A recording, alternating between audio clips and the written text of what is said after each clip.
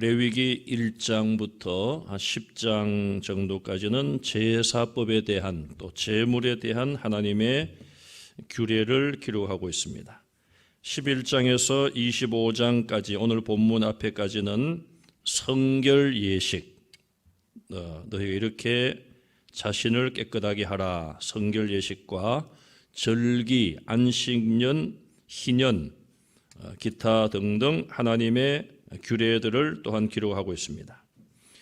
26장에 와서 1절 말씀 우리가 3절부터 읽었는데요. 1절에 보시면 우상을 만들지 말라, 또 조각한 주상이나 석상을 세우지 말라, 우상을 만들지 말 것을 다시 한번 명령하고 있습니다.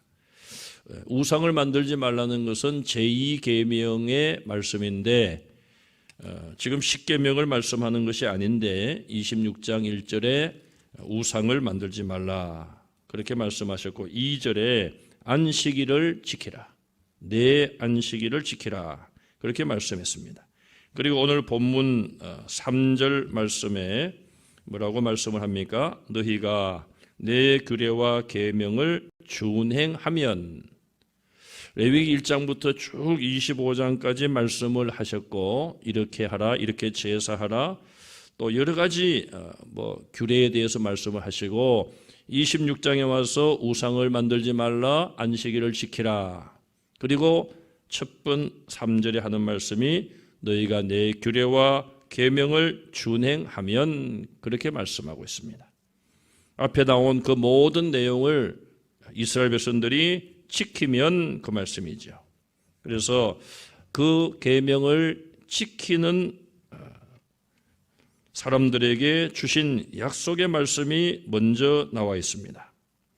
4절부터 13절까지 하나님이 약속하신 약속을 정리해 보면 첫째는 땅의 소산, 땅의 열매를 주시겠다는 것입니다. 하나님을 안 믿는 자들은 이 땅이 저절로 열매를 내고 또 과일이나 그런 사람의 양식이 저절로 자연에서 저절로 나오는 것으로 생각을 합니다. 그러나 그것을 그 생각이 잘못된 것인 줄 깨닫는 것은 간단합니다. 비가 오지 아니하면 사람들은 땅이 저절로 열매를 맺는 것이 아니구나. 간단하죠? 비만 안 와도 그렇습니다. 봄이나 여름철에 비가 오지 아니하면 곡식은 자랄 수 없고 또 과일도 열매를 맺을 수 없어요. 또 그뿐 아니라 태풍이 분다든지 지진이 일어난다든지 그런 일을 통해서도 또한 열매, 곡식은 저절로 자라는 것이 아님을 깨닫게 됩니다. 사실 지금까지 보면은 태양이 뜨지 아니해서, 해가 솟지 아니해서 과일의 열매가 없다, 그런 경우는 별로 없었어요. 물론 냉해다, 냉해, 갑자기 추워지거나 그래서 열매나 곡식이 잘 익지 아니하는 경우는 가끔 있었습니다마는, 만약에 태양이 열을 잃게 한다면, 하나님께서 태양의 그런 열을 잃게 한다면 어떻게 될까? 이것은 과일이 자라거나 곡식이 자라거나 그 문제가 아니라 우리 인간의 생명에도 막대한 영향을 끼칠 것입니다. 우리 사람들을 보면은 하나님께서 뭘 조금만 일하셔도 우린 견디기 어려워요. 그걸 일하신다는 것은 하나님의 징계가, 자연적인 재해, 이런 일들이 조금만 있어도 참으로 견디기 어려워한다는 거예요. 이처럼 땅의 소산과 열매도 우리는 하나님이 주신 것을 분명히 믿어야 합니다. 두 번째로 안전과 평화를 주신다고 약속하고 있습니다. 5절 하반절에 안전하게 거하고 6절에 평화를 주신다고 말씀하고 있습니다. 평화의 반대는 불안함이고 초조함이고 두려움과 공포예요. 또 평화의 반대는 전쟁이지요. 코로나19 사태를 두고 각 나라가 전시와 같다, 전쟁과 같다, 그렇게 임하고 있어요. 사실 어떻게 보면 전쟁보다도 지금 이 사태는 더 심각하다고 볼 수 있어요. 걸프전, 6.25 전쟁, 세계 1차, 2차 세계대전, 전쟁도 불행하고 비극이죠. 큰 피해를 가져오고 그랬죠. 그러나 그런 국지전은 해당되는 나라들만 고통을 당하고 지구가 전체, 지구의 모든 나라가 다 고통당한 것은 아니었습니다. 세계 1차, 2차 대전도 마찬가지였습니다. 전쟁과 관여된 나라들 국민들이 힘들었지 온 세계 국민들이 다 두려워하거나 공포에 쌓인 것은 아니었습니다. 어떻게 보면은 오늘 이 사태가 전쟁보다도 더 어렵고 정말 우리에게 평화와 안전을 뺏어간 것이라고 볼 수 있습니다. 그런데 하나님께서는 이스라엘에게 내 계명과 규례를 지키기만 하면 너희의 안전과 평화를 주겠다고 약속하셨어요. 세 번째 9절에 보시면은 번성과 창대함을 약속하고 있습니다. 하나님께서 아담과 하와를 창조하시고 그들에게 주신 명령이죠. 땅을 정복하라, 번성하라, 생육하라. 아브라함에게 주신 또한 명령이에요. 약속입니다. 내 이름을 창대케 하리라. 내 후손을 번성케 하리라. 하나님의 계명을 지키는 자에게 창대케 되고 번성케 되는 복을 주셨어요. 많은 생명들이 희생을 당합니다. 창대케 되고 번성케 되는 것에 반대적인 현상들이 나타나고 있습니다. 네 번째, 하나님께서는 이스라엘의 하나님이 되시고 이스라엘은 하나님의 백성이 될 것을 약속하고 있습니다. 물론 이것은 하나님께서 아브라함을 선택하신 이후에 계속되는 하나님의 약속이에요.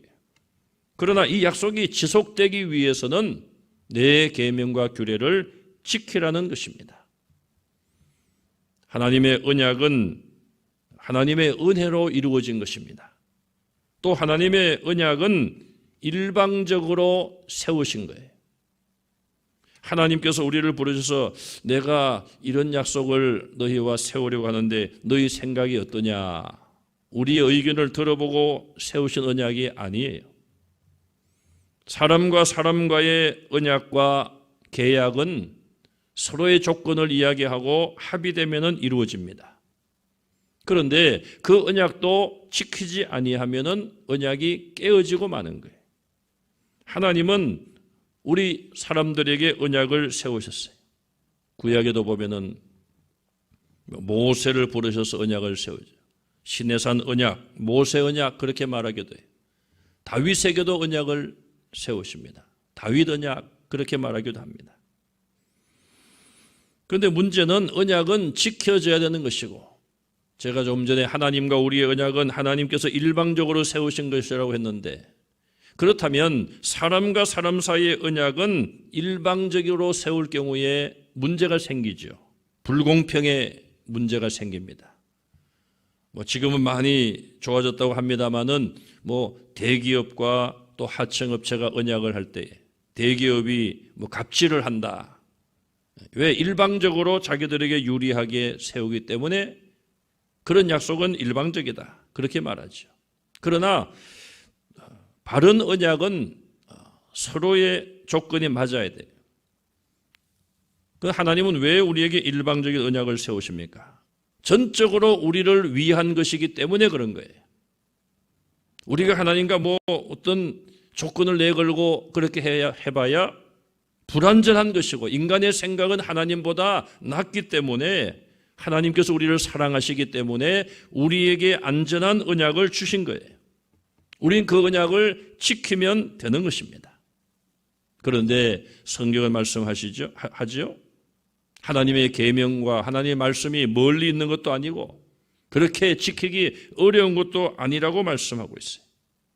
하나님의 규례와 명령을 지키기만 하면 하나님의 언약이 유지되는 거예요. 이스라엘 백성들이 하나님이 주신 언약과 계명을 지키기만 하면 하나님의 백성이 계속되는 것이고 하나님은 그들을 계속 다스리시는 거예요. 그런데 이 언약, 근본적으로 이 언약이 깨어지기 시작한 것이 언제입니까? 이스라엘이 하나님께 선지자에게 사무엘에게 왕을 요구하면서부터 깨어지기 시작했어요.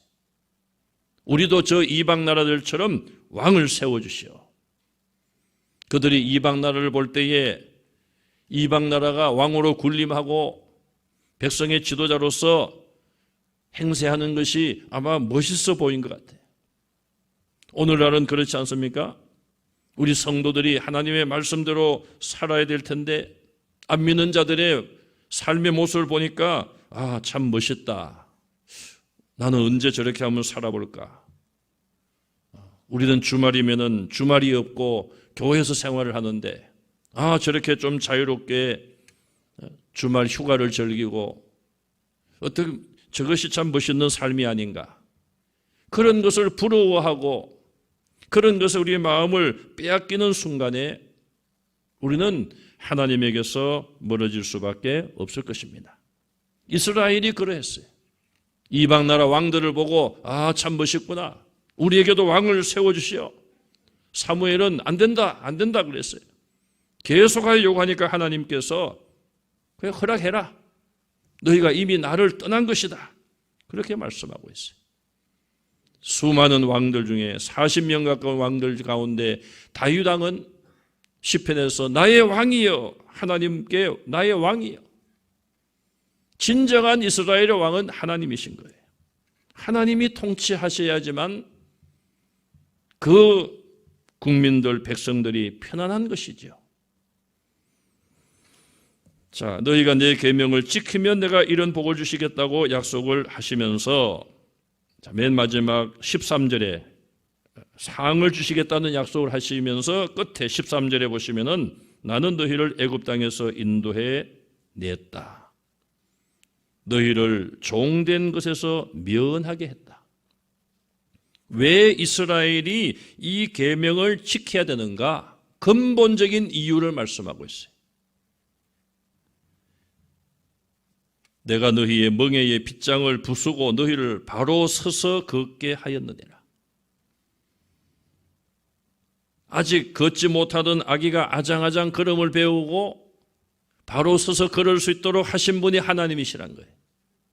애굽 땅에서 그들이 온전한 나라를 이루지 못하고 숫자만 많았지 땅도 없고 주권도 없고 머릿수만 많았던 그들, 머릿수가 많으면 뭐합니까? 종 노릇하고 그 종의 신분이 자녀 대대로 이어질 텐데 하나님께서 그들을 그런 자리에서 이끌어내시고 인도해내시고 여기서 그 말씀은 나오지 않습니다마는 그 모든 것이 다 포함된 거예요. 사실 이 말씀 속에 광야에 40년 동안 굶어 죽은 사람 없잖아요. 광야에 40년 동안 얼어 죽은 사람 없잖아요. 우리는 그 한 가지 사실만 보더라도 이스라엘의 하나님, 오늘 우리가 믿는 하나님은 동일하신 분이고 그 하나님이 얼마나 위대하심을 우리는 알아야 되며 우리의 먹고 사는 문제, 살고 죽는 이 모든 문제가 하나님께 달려있음을 확인하는 것이죠. 하나님께서는 이 모든 계명을 왜 이스라엘에게 지키라고 말씀하시는가? 크게는 두 가지죠. 가장 근본적으로는 하나님이 살려주셨고 하나님이 그 나라를 세워주셨기 때문에 하나님 말씀대로 살아가야 되는 것입니다. 두 번째는 그렇게 살면 하나님이 복을 주시기 때문에 정말 하나님의 자녀답게 사람답게 살도록 하나님이 지켜주신다고 약속했기 때문에 정말 사람답게 하나님의 자녀답게 살려면 말씀대로 살라는 거예요. 두 번째 14절에 보시기 바랍니다. 그러나 너희가 내게 청종하지 아니하여 이 모든 명령을 준행하지 아니하며 내 규례를 멸시하고 싫어하고 내 언약을 배반할진대.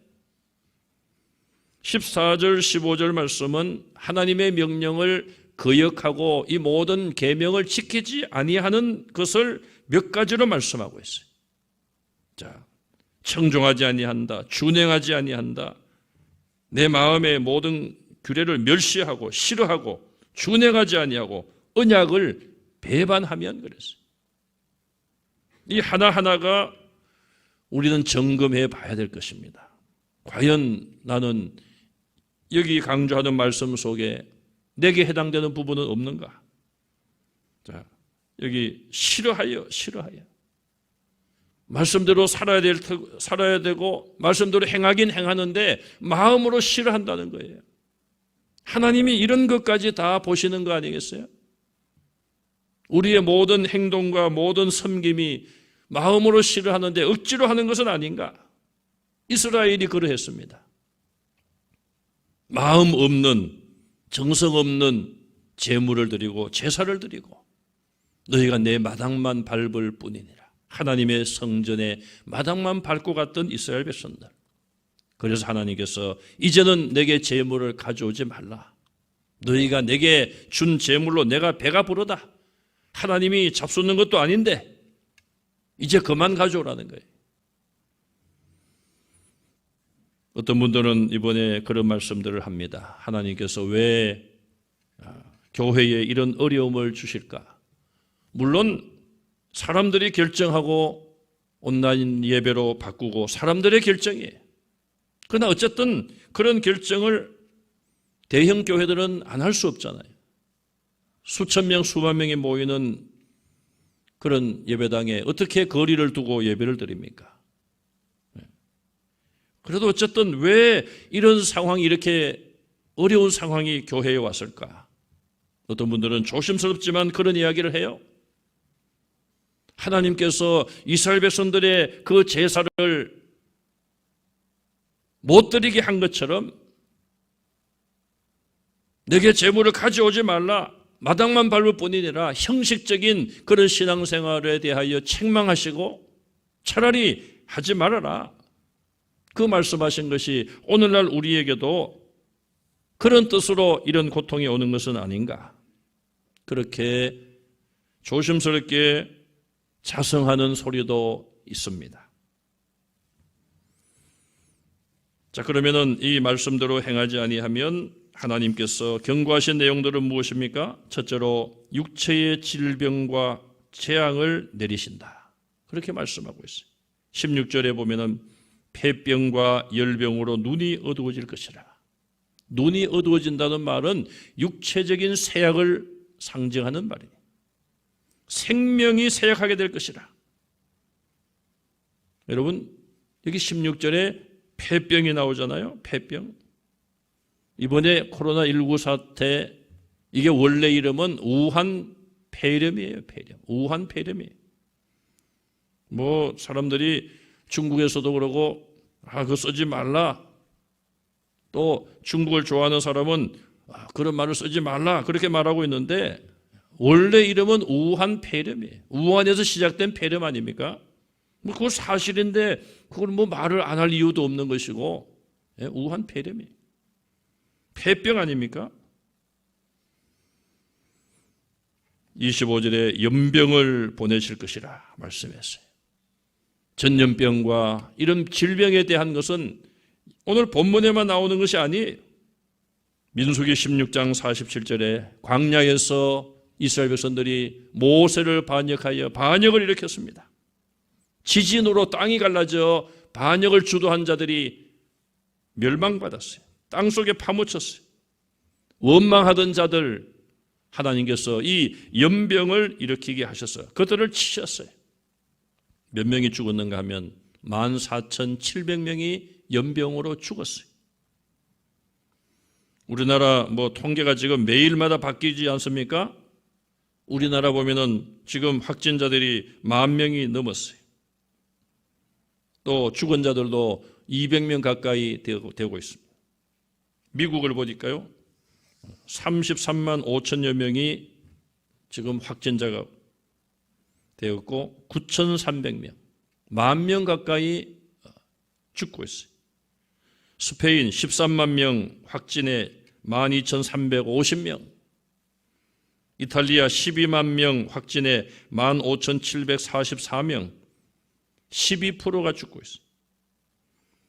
지금 이탈리아의 사망자 비슷한 숫자가 그 옛날 이스라엘 백성들이 가나안으로 가던 도중에 광야에서 원망하고 불평하다가 이런 연병에 걸려서 그들이 죽었어요.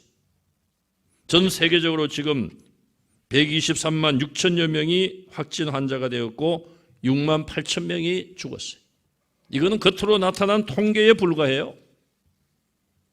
중국 같은 경우에 북한도 지금 우리가 잘 모릅니다만은 중국 같은 경우도 3천여 명 죽었다고 하는데 플러스 알파 더 많은 몇 배 되는 사람이 죽었을 것이다. 그렇게 추정하고 있어요. 사실 숫자가 문제는 아닙니다. 숫자가. 우리는 과연 이 코로나19라는 이 바이러스가 왜 발생했을까? 이것이 발생할 때까지만 하더라도 초기에 사람들은 저러다가 말겠지. 사스나 메르스, 에볼라 바이러스 과거의 경험을 생각하며 저러다가 말겠지 그렇게 생각해 온 것이 사실 아닙니까? 과연 이 코로나19와 하나님은 무관하실까? 하나님께서 이 사태에 대해서 전혀 관계하시지 않고 있을까? 성경의 교훈은 그렇지 않습니다. 참새 한 마리라도 떨어지는 것은 하나님께서 허락하셔야 된다고 말씀하고 있어요. 하나님을 믿든 안 믿든 우리의 생명은 하나님이 창조하신 것이고 우리의 생명을 하나님은 주관하고 계십니다. 한 사람이 죽고 사는 문제 결코 우연도 아닌 것이죠. 옛날에는 하늘에서 무슨 별똥이 하나 떨어지면 큰 인물이 죽을 것 같다. 그렇게 생각을 하지 않았습니까? 지금 수많은 사람들이 죽임을 당하고 전 세계적으로 두려워하고 공포에 떨고 있는데 이것이 하나님과 전혀 무관한 것일까요? 이스라엘 백성들이 전염병으로 죽을 때에 모세가 아론에게 말씀을 하죠. 제단의 불을 향로에 담아 회중에게 가서 속죄를 하시오. 제사장으로서 제단의 숯불을 향로에 담아 연병으로 죽어가는 회중에게 가서 속죄를 하라고 그랬어요. 회개의 제사를 하나님 앞에 올리고 회개의 기도를 올리라는 것이죠. 아론이 그 말에 순종하여 산자와 죽은 자 사이에서 속죄를 할 때에 회개의 기도를 올릴 때에 그 연병이 그쳤습니다. 우리는 오늘도 여러 가지 압박을 받고 있고 눈치를 보고 있습니다. 그러나 저는 분명히 두 가지를 우리가 기억하면 좋겠습니다. 첫째는 우리는 이 코로나19 사태의 해결이 인간의 방법에 있지 않음을, 인간의 방법으로 이것을 해결할 수 없음을 믿기 때문에 하나님께 기도하는 것입니다. 연일 언론에서는 왜 교회가 예배를 강행하느냐? 그런 하루 종일 나오고 있습니다. 강행한 적이 없습니다, 여러분. 우리가 떳떳하게 이야기해야 돼요. 강행한 적이 없어요, 우리가. 제가 두 가지를 말씀을 드리는데 지금 이 두 가지가 지금 혼합이 되는데 첫째는 제가 다시 첫째는 하나님만이 이 사태를 해결해 주실 것을 우리가 믿기 때문에 우리는 하나님 앞에 나와 기도하고 또 집에서도 기도하죠. 집에서 할 수 없다는 게 아니라 집에서도 기도하고 또 하나님 앞에 와서 기도하는 것, 예배하는 것이죠.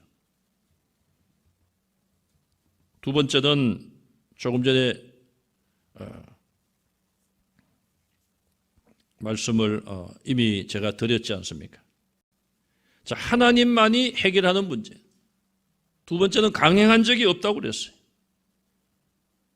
이 정부가 처음부터 중국에서 들어온 사람을 막지 못했습니다. 안 막은 것인지 못한 것인지 몰라도 안 막았어요. 그로 인하여 이런 큰 사태가 벌어졌습니다. 처음부터 그렇게 하지 못했기 때문에 그 누구에게도 강제적으로 이렇게 하라 저렇게 하라 할 수 없게 되었어요. 언제 교회가 예배 드리지 말라고 했는데 예배를 드렸습니까? 그런 적은 없잖아요. 규정을 이야기하고 지키라. 뭐 가능하면은 하지 말아야 되지만 부득불할 때는 이런 걸 지켜라. 저는 예배를 드리는 것이 부득이한 상황이에요. 하나님 앞에 멈출 수 없는 상황이에요. 우리의 생명이 있는 한은 예배 드려야 되는 거예요. 그러나 저는 이것을 우리 성도들에게 강론하지 않았어요. 지금까지. 왜 교회 안 나옵니까? 예배 안 나오십니까? 왜?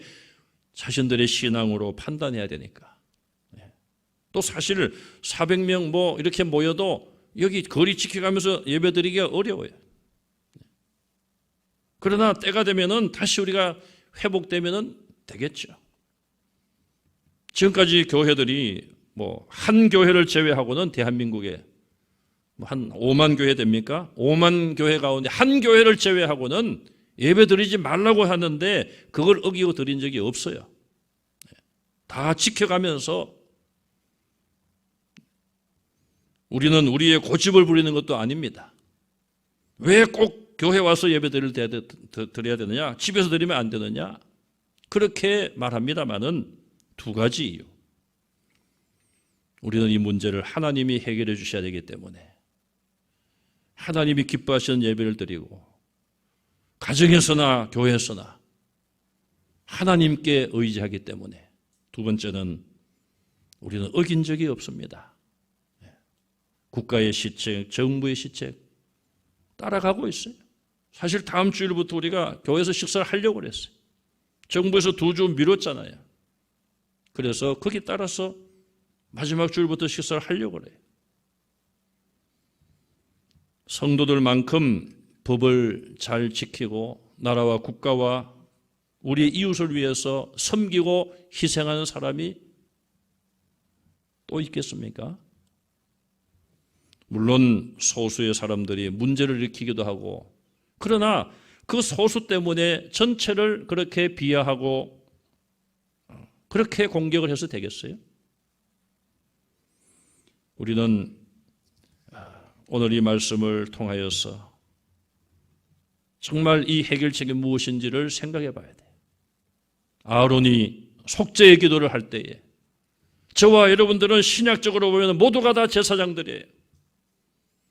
내가 그 병에 걸리지 않았다. 우리 지역은 청정이고 우리 지역은 지금 환자가 없다. 그게 문제가 아니에요. 지금 이 땅에 얼마나 많은 사람들이 고통을 겪고 있습니까? 저와 여러분들이 대구에 살지 않아서 다행으로 생각합니까? 그렇지 않잖아요. 우리 마음은 정말 아론이 죽은 자와 산자 사이에서 속죄의 기도를 드린 것처럼 우리가 하나님 앞에 그런 마음으로 기도해야 돼요. 두 번째는 땅의 소산을 먹지 못하게 하리라. 심어도 먹지 못하게. 왜? 전쟁을 통하여 대적들이 와서 땅을 점령하고 모든 것을 빼앗아가니까 땅의 소산을 먹지 못하는 거예요. 세계 여러 나라가 지금 사재기 열풍, 사재기 하고 있어요. 앞으로 여러분 이 코로나19 이 여파로 전 세계에 양식이 모자랄 것이라고 예고하고 있어요. 지금 수입과 수출이 되고 있지 않습니다. 세 번째, 계속 너희가 회개하지 아니하면 너희의 징벌을 7배를 더할 것이라. 18절에 24절에 내가 이런 벌을 너희가 내 말씀대로 내 계명대로 안 살면 이런 벌을 주는데 그래도 회개하지 아니하면 거기에 7배를 더하여 벌을 내리리라. 끝난 것이 아니에요. 그래도 7배를 더 벌을 가하는데 그래도 회개하지 아니하면 거기에 또 7배를 내가 더 벌하리라. 처음 벌 받은 것에 49배가 되는 거예요. 뭐 숫자적으로 벌을 뭐 몇 배라 이렇게 하기는 어렵습니다만은 그만큼 더 고통과 심각성이 많다는 말씀이죠.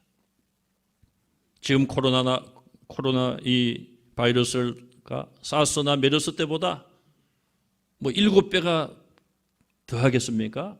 그보다 훨씬 더 많은 고통을 우리가 겪고 있어요. 하나님은 왜 이런 징벌을 이스라엘에게 내리셨을까요? 그들을 사랑하시기 때문에 그런 것이죠. 하나님의 자녀답게 살려고. 오늘 우리가 살고 가정과 교회와 나라와 민족과 세계가 살 수 있는 길은 무엇입니까? 이 모든 것을 이미 말씀하시고 우리의 생명을 주관하신 하나님께 우리의 가슴을 치며 마음을 찢으며 회개하고 하나님께서 이 모든 것을 주관하시고 치료해 주시도록 간구하기 위하여 우리는 이 새벽에 모였습니다. 우리가 모이나 흩어지나 우리는 쉬지 말고 이것을 위해서 기도하여 하나님의 치료하심이 용서하심이 함께 하시도록 기도에 힘쓰는 성도들이 다 되시기를 주님의 이름으로 축원합니다.